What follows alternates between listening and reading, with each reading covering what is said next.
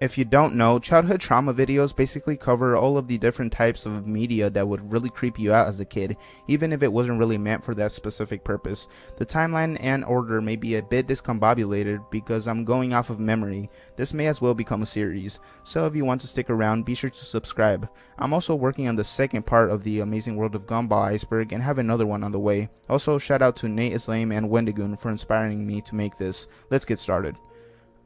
I've had access to a computer with the internet since the early age of 9, and let me tell you, it's shaped who I currently am. My parents never really watched television, nor would they ever pay for cable TV. I remember not even having a television in our living room for almost 2 years, so for the most part, I was stuck using YouTube to entertain me. Back when it was basically the Wild West, as long as it wasn't outright gore, you could post it, and even then it would still slip through the cracks. But that really wasn't what I was worried about. I specifically remember going down a rabbit hole of creepy YouTube clips and just finding this strange stop-motion animation film that basically traumatized me into being creeped out even more than I already was by the art form. The clip that I watched came from the film The Adventures of Mark Twain. It starts with a clay animation of Mark Twain opening a portal to another planet, to what is referred to as the mysterious stranger greeting them. They begin to ask him questions, and the animation takes an eerie turn. Welcome to the mysterious stranger. Hello, Who are you? an angel. What's your name? Satan. Uh-oh. What's the matter? Nothing. Only it's sure a sorry name for an angel. Please come in. Magician. Come on.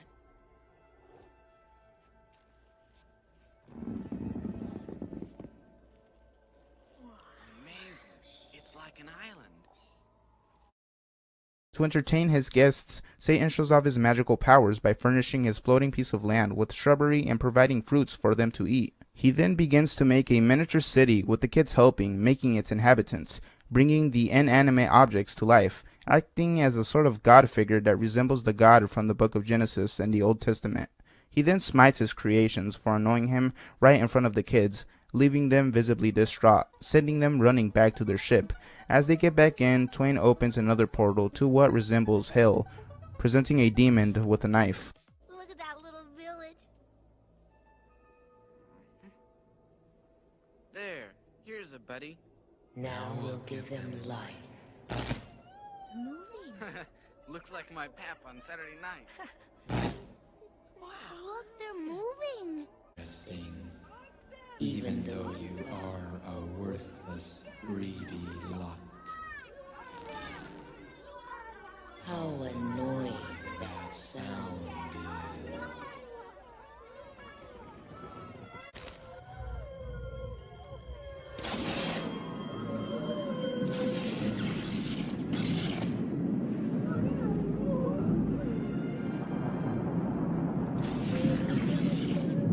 You murdered him.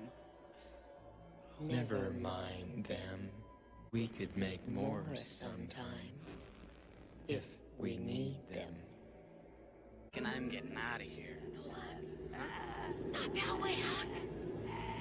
Mr. Twain, close the door. Mr. Twain, close the door. I have to admit, looking back at it now, I'm impressed by the claymation work, being that it was in 1985. Overall, the uncanny look of the characters, the unsettling voice of Satan, combined with the theme of having an existential crisis, lodged this into my mind forever. I recently went back and watched the entire film, which is available for free on YouTube, and I gotta say, it's definitely an underrated and surreal movie.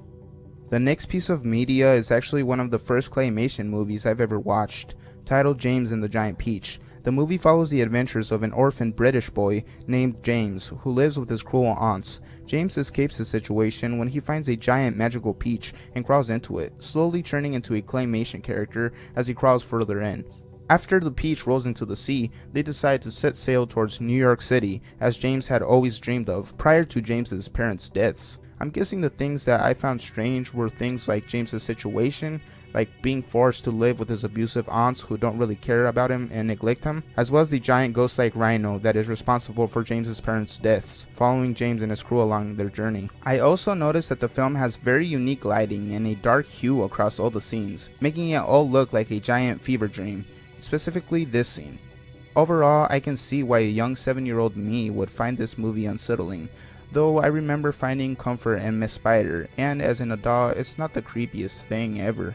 Okay, now I'm going to do a complete 360 and speak about a non-animation show known as Goosebumps, a Canadian-American horror television show based on R.L. Stine's best-selling Goosebumps book series about tweens and teens finding themselves in creepy and unusual situations, typically involving supernatural elements or the occult. Most if not all of the episodes in Goosebumps seemed tame to me at the time and were not scary to me at all, except for a particular set of episodes based on the Night of the Living Dummy books. I gotta say, I've always had an irrational fear of dolls, puppets, and dummies for the majority of my life, most of it due to watching the Child's Play movies early in my childhood, either from older cousins or from neighborhood kids watching it when I was around. So, Night of the Living Dummies fell right into that specific category of fear I had. Here's a blurb. Amy is tired of being a middle child. Her older sister Sarah gets to do whatever she wants, and her younger brother Jed gets away with everything. Family nights are the worst. Sarah is good at everything, and Jed makes everyone laugh. It seems like Amy can't do anything right. When Amy gets a brand new dummy named Slappy, she finally has a chance to shine. While Amy's act with Slappy is getting better, life is getting stranger. There's something eerie about this dummy. Then horrible things begin to happen around the house. Her family blames it all on her, though Amy insists that she is not responsible and that Slappy is. But who would believe that a wooden dog can come to life? I'm not gonna cap, dolls still seem creepy to me till this day, and this dummy is creepy as hell. The only dummy I find appealing in the show is probably the Italian mobster dummy who ends up being the hero in the 3rd episode when he chucks Slappy out the window. Rocky, listen to me. You were always Dad's favorite. Whenever he had a charity show to do, he'd always take you. He would never call you a slave. Don't listen to her. You serve me now. Get her, you sorry sack of sawdust. Get her. You tacky tower of termite bait. Put me down. No, no, no.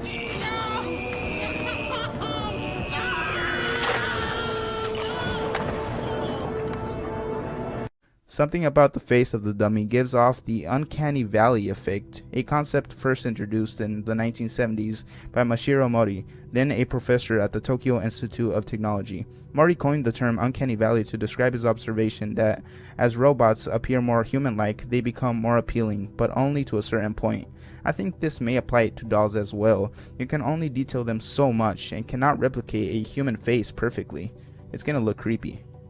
Now, speaking about moving inanimate objects creeping me out, Small Soldiers the movie was definitely a contributor to that as well. The movie starts with a military weapon making company integrating their technology into children's toys, these things right here. A boy named Alan gets his hands on these exclusive toys, bringing them back home just to realize that they're alive, or at least sentient AIs. The toy soldiers were originally supposed to be the good guys in the franchise, but it turns out that they were the bad ones, trying to kill anyone who gets in their way from killing the Gorgonites, their enemies, with the Gorgonites having their quote on the back of their box, saying, "The Gorgonite menace prowls the world, searching for the lost island of Gorgon. The Gorgonites are the scum of the universe, and the Commando Elite are taking out the trash." I actually enjoyed watching them in the film. They were the goofy ones that defended Alan from the evil toy soldiers. Overall though, there are some really strange scenes that just come off as really bizarre. I mean, these small soldiers set people on fire, threatened to cut or stab them, and tried to kill Alan's entire family as well as his girlfriend. Our turn to play with you. Let's see if her head comes off. The movie was rated PG-13, though based on supposed sex/nudity, which is described as male dolls making verbal advances towards female dolls, which you could see in the previous scene. I remember my first time watching this movie alone on a Saturday night, terrified that my own toys would come to life and kill me. God knows where my parents were at the time. I mean, the animation was really well done for a movie in 1998. 3 years after the first full feature-length 3D animated movie, Toy Story. Rewatching it again brought back childhood memories, even though it was creepy to me at the time, and it's definitely worth a rewatch to get some nostalgia. Anyways, thanks for watching. Subscribe and like the video if you enjoyed. Feel free to leave some video ideas you have in mind. I'm always searching for creative ideas. Later.